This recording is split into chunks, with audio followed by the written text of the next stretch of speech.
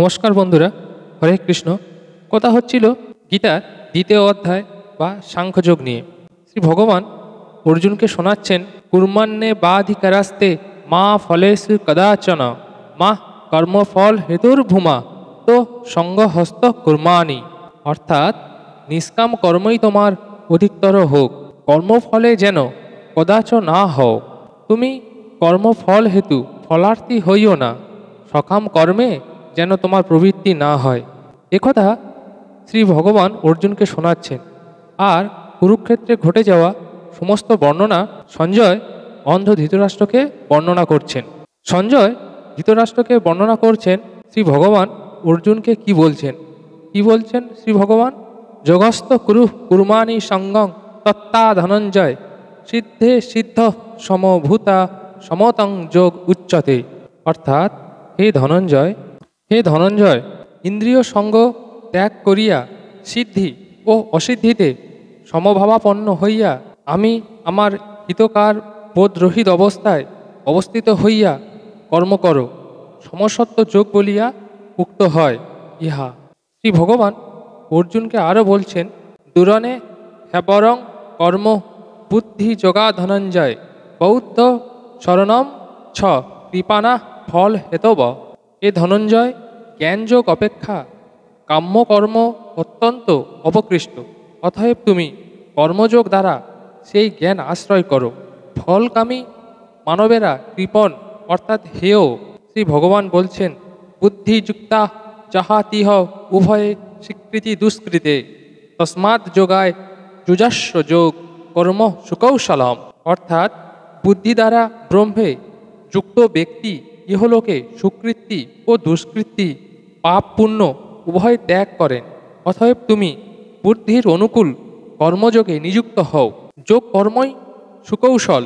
শ্রী ভগবান অর্জুনকে বলছেন, কর্মজং বুদ্ধিযুক্তা হি ফলং তত্তা মনীষীন জন্মবন্ধ বিনুর্মুক্তা পদ্মং তুচ্ছন্ত নয়নম।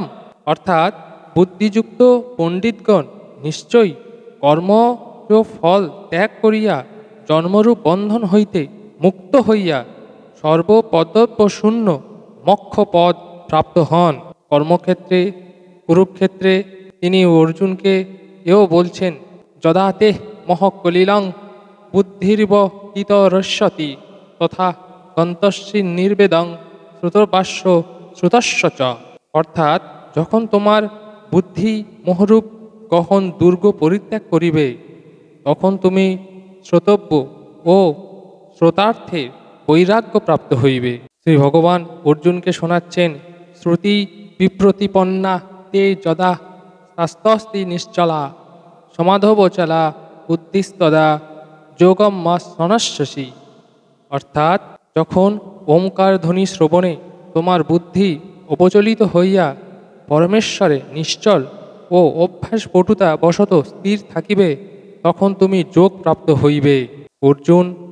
শ্রী ভগবানকে বলছেন, স্থিতপ্রজ্ঞাশ্র কাহ ভাষা সমাধিস্থ কেশব স্থিতধিকিং প্রভাসেত কিমাশ্রিত প্রযোজত কিম। অর্জুন ভগবানকে বলছেন, হে কেশব, যোগে অবস্থিত স্থিতিপ্রজ্ঞের লক্ষণ কি?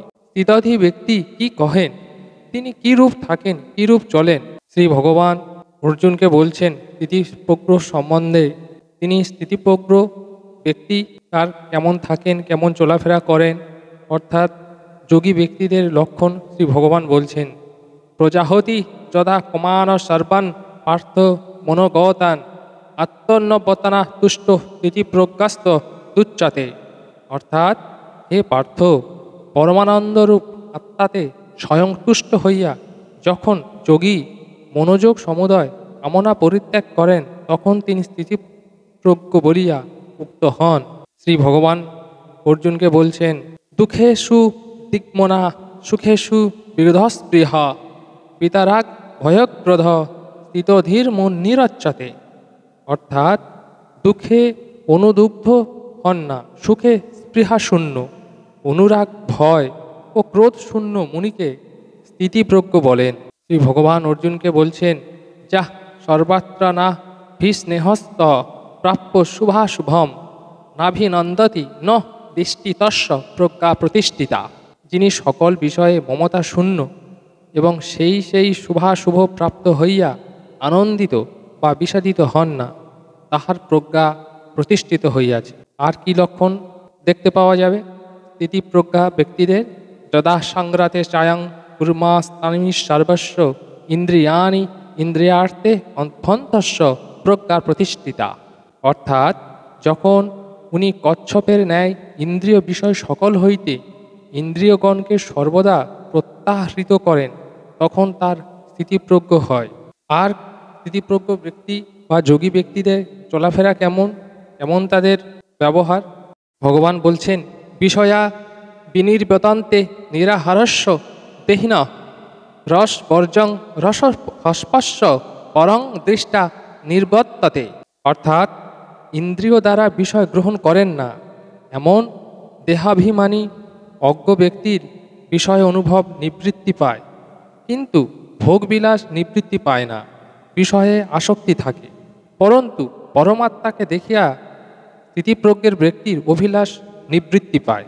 ভগবান এও বলছেন, যতত হ্যাপি কন্তেয় পৌরস্য বিপিশ্চিত্ত ইন্দ্রিয়ানি প্রমাথিনী হরন্তি প্রসভং মনঃ।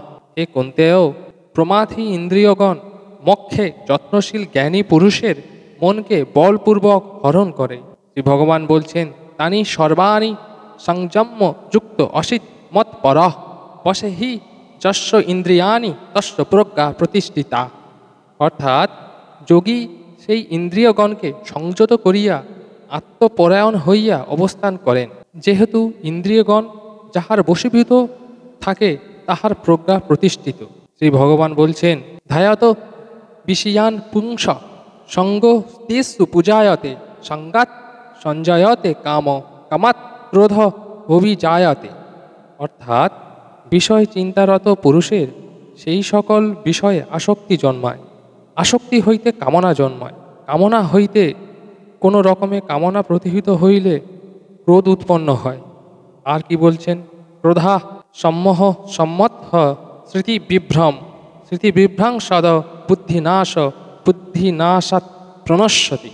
অর্থাৎ ক্রোধ হইতে সংমোহ হয়, সংমোহ হইতে স্মৃতিভ্রম বা আত্মবিস্মৃতি ঘটে, স্মৃতিভ্রম হইতে বুদ্ধি নাশ হয় এবং বুদ্ধিনাশ হইতে মৃত্যুতুল্য হইতে হয়।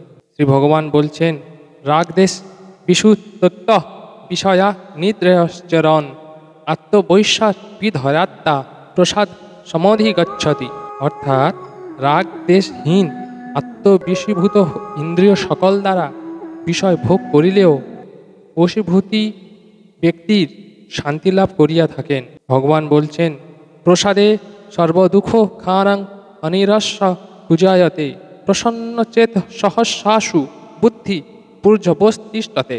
অর্থাৎ আত্মপ্রসাদ জন্মাইলে বশীভূত চিত্তের সর্বদুঃখের নাশ হয়, প্রসন্ন চিত্ত ব্যক্তির বুদ্ধি শীঘ্রই প্রতিষ্ঠিত হয়।